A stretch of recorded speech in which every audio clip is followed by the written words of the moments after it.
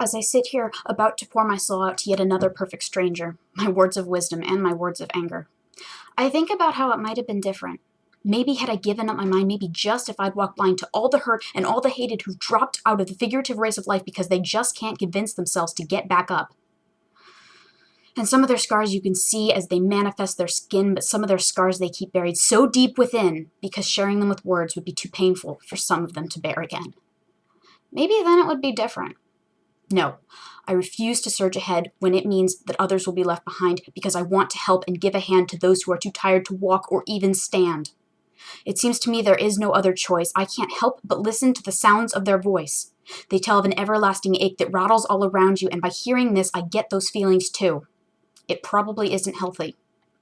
But listening, my eyes fill with salty tears, but I can't look away, for I am the only one who hears. I hear their story when no one else can or when no one else cares to.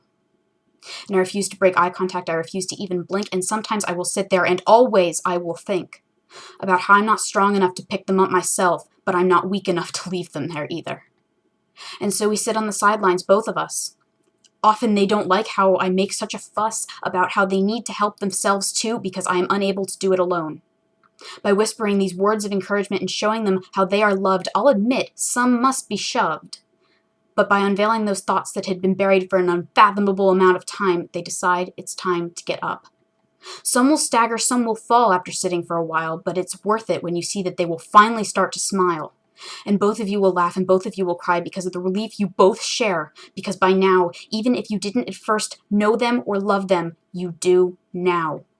Funny how the worst of things can bring two people together and give them a bond that will probably last forever, and all because you decided to care when no one else seemed to.